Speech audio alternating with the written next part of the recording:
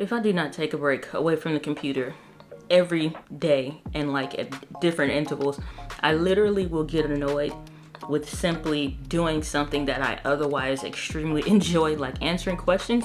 And it's just like, you know what? I don't have the right spirit right now. Let me walk away, get it together just to like decompress or whatever.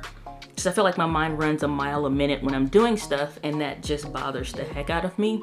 That's something where I otherwise would enjoy. I'm not in that moment, so it's like, you're the problem. Go get it together and then come back. And then I'm fine. So now it's one of those breaks.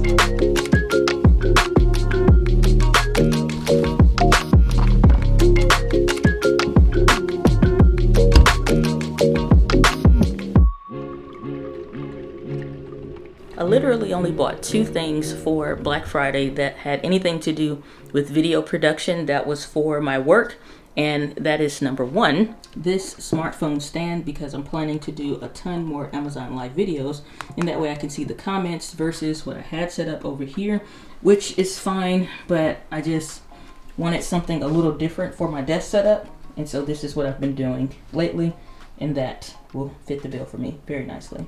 And one of these. This is literally the only thing that I needed to buy for Black Friday. And I try to make sure, most years I don't really need anything. So these last 2 years, I don't think I've I don't think I've purchased anything. And the only thing that's been super important for me to have is one of these memory cards. I'll even get some of these, but I have a problem. Who can spot what's wrong between these 2 memory cards? It has nothing to do with the storage. They're the same kind of card. But who can spot what's wrong with one of these 2 cards? The problem is that this card is full of content, but it's missing the little safety door thingy, and it's cracked. And that's from New York, and I don't know why.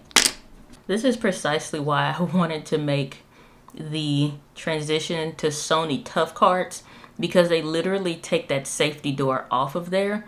And even though it's supposed to be a safety door, it doesn't actually help me when that safety door breaks off in a freak case like this, where it literally didn't fall.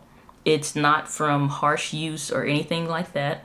The card is about a year old, which in my defense, I replaced, but I continued to use it. And I figured it wouldn't be a bad SD card for vlogging or something like that, assuming that I wasn't going to be doing that much. I guess at the end of the day, I really won't know what Sony does until they actually do it, but I definitely pay attention to trends and I study what brands do so I can make better buying decisions, which is why I didn't want to buy like another 5 or 6 of these, because likely in the next year, I'm probably going to be switching to full frame and a much better camera. This is how much a Sony Tough card costs. It's like $139 for one card if it's 256 gigabytes.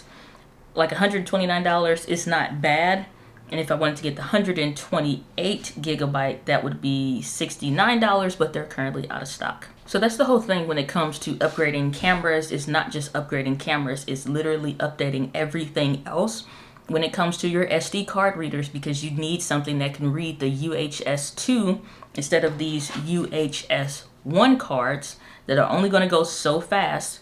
You'd need something that instead of a V30, it's a V60, and there's a ton of other spec stuff as to what you would actually need when you're upgrading cards, because you're upgrading cameras. So simply switching to full frame is not just buy the camera, it literally is also considering to buy the lenses, and it's also dealing with upgrading all of the SD cards. And these are something that you probably would do incrementally, unless you're just going for the goal and buying everything all at once, because SD cards aren't something that honestly you want to keep for too long. At about a year if you're doing regular recorded videos, and then at that point you want to get rid of it, because that is how you get into situations like these.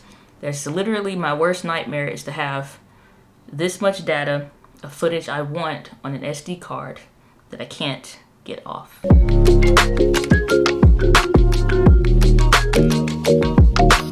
Since I did the stream earlier and set up at 11, this camera has been set up at 4K and hooked up via HDMI.